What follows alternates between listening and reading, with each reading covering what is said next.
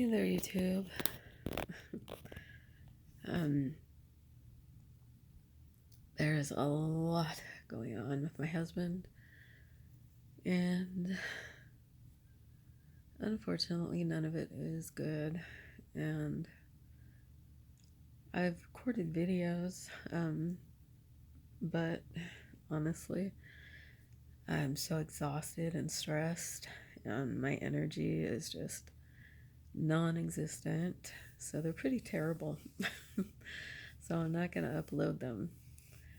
I just wanted to come on and maybe talk a little bit about what's happening. Um, he was just struggling. I can't even explain how badly to breathe. And oh, it's so confusing and so frustrating. So he had a trip to the ER last Saturday, I think it was. And they told him at our local hospital that this stent had to be put in because this is a life-threatening situation, and that it's, life-threatening, extremely serious, and but he wanted to wait until Monday to find out if those tests ever came back that we've been waiting for to decide what kind of therapy that they were going to give him. So Monday came, no test results, of course. So I took him back to our hospital and explained, what was going on, and that he needed to be transferred to the city in order to get the stent put in. And then all of a sudden, it wasn't life-threatening anymore. And they refused to do it. So I got a little ticked off, and I walked up. My husband had explained this to me, while he was in his hospital room. So I left his room and I went up to the nurse's station. And I said, can somebody please explain to me how 2 days ago this was a life-threatening situation, he was told, and now you want to say, no, it's not, and you're not going to help him and you're not going to transfer him? And the doctor that had said this to my husband was there at the nurse's station, and he tried to explain to me. He said he has cancer. I said, no kidding. But he was here at this hospital 2 days ago, and you guys said that the stent had to be put in. It was life-threatening. And I still got, he kind of dismissed me and whatever, and I got really mad. And I just started saying stuff, I wasn't obnoxious or anything. I just said, what does it take to get somebody to do something around here? And then apparently he changed his mind because he said, well, I'm going to call his cancer doctor and see what he has to say about it. And we all know how I feel about the cancer doctor.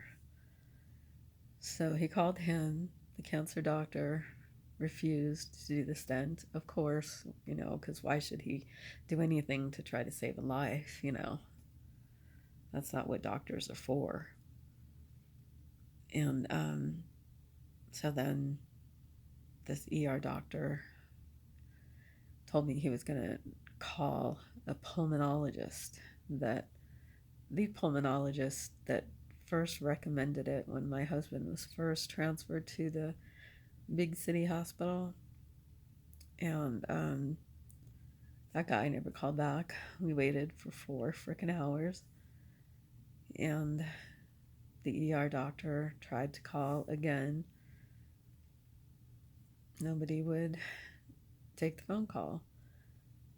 And so he had no choice but to release my husband.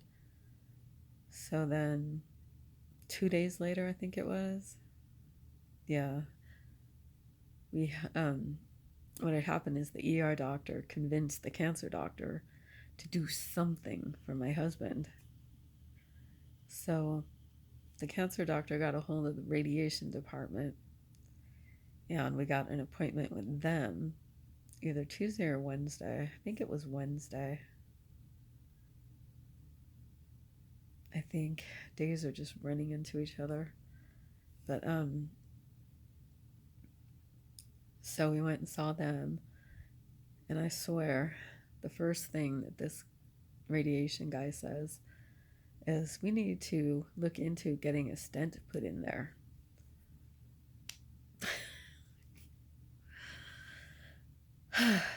So this guy decides he's going to figure out what's going on. He's going to get it done. It's going to happen.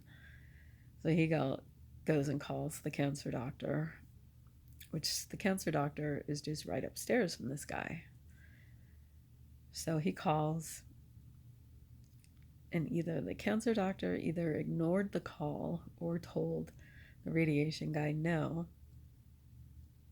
So he comes back like an hour later, hour or so, and says that he can't get anything done.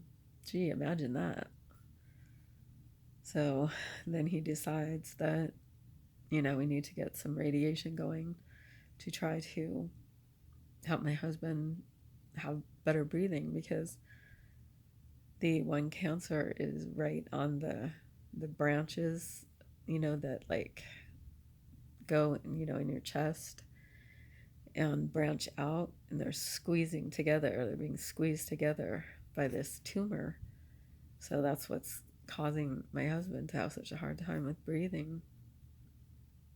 And so that got taken care of anyway. We got the appointment. We did that today. Through a whole bunch of trial and error, my husband got confused. He thought they put marks on your chest, on his chest, and on the sides of his body, to where they were going to radiate the spots. And my husband got confused and thought that he had been in the hospital and that they put EKG leads on. So he goes and pulls them off. And I started looking through the radiation paperwork. They tell you what to do, what not to do, and all that. And I started looking through it last night, and I noticed that it says, do not remove or lose the stickers or the markings. Otherwise, the process has to start all over again. So I was so stressed out all night long thinking, oh my God, we're going to go there and they're going to tell him that he can't have his radiation today because he took the things off. And I was just picturing my husband just being crushed again, And that was just tearing me up. I couldn't stand the thought of that. And I was afraid to tell him, that this might happen, but I had to tell him. So I told him, and we got there. We had to see the cancer doctor. He finally got the test results back in. And as we pretty much knew, my husband's case is very complicated. Oh God, that was another thing I forgot. When we were at the emergency room, see, the cancer doctor, the guy that I don't like, keep in mind, that treated my mom and 2 friends, and they all died. And so anyway, the cancer doctor, when we were first there at the original appointment, told us, you're in no imminent danger of dying. I've seen dying people, and you aren't one of them. He said, it's a serious case, yes, but you are not in danger of dying. And he talked to us like he was going to treat my husband's cancer to cure him, just like he did my mom, and lied through his teeth. So the ER doctor comes into the room and says, I have the feeling that Doctor has not been very forthright with you. And I thought to myself, yeah, tell me about it. But I just let him talk. And he said, apparently, it is not planned to treat your husband's cancer, to try to cure your husband. It's, let me see if I can remember the word. Palliative, something like that, treatment, which basically means that they're just trying to extend his life a little bit longer and possibly have a better quality of life. So again, he lied to us, just like he did with my mom and other people. So anyway, so we went there today and he said the test results came back, and like I said, it's very complicated. I found out too through one of the radiation people yesterday that apparently there's more tumors than we were ever told.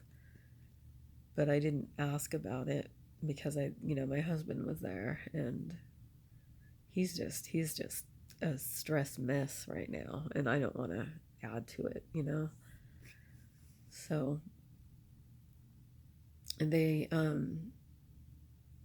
the tumors that he has don't have any mutations that would respond to the pill that they give cancer patients to try to, shrink the tumors. So he has to have chemo, and they were hoping that the immunotherapy would be a good match for him. But apparently, my husband's type of tumors, like a lot of people respond greatly to it, and they, have a good quality of life, and, they have extra years of good quality life. But my husband's tumors, they may respond a little bit, but not much, to the immunotherapy. So they're going to do the chemo, the immunotherapy for 3 to 4 months. And honestly, that's if he, let me say it this way, can get through it that long, because things just aren't looking that great from what I have seen and experienced and dealt with before. But, I don't know, there are people out there that can go to death's doorstep and just reverse it, and, so maybe he's one of them. I hope he is. And let me tell you, this man has an iron will. I don't know how he's done it. But, so, and I can't remember if I said that they're giving him 5 highly concentrated doses of radiation this week and next week to, try to shrink the tumors and give him some relief with trying to breathe, because it's just so bad. So that's what's going on there. That's why I haven't been doing what I want to do. But we got to get up like really early tomorrow.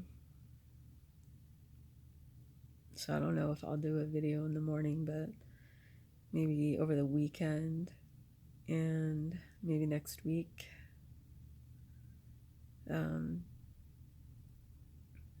Hopefully I'll have some energy. I'm hoping to go to bed like early tonight and get some good sleep, I hope. So anyway, thank you for listening. and watching. And please like and comment and subscribe. I would greatly appreciate it. And I shall see you again, and hope you have a wonderful weekend.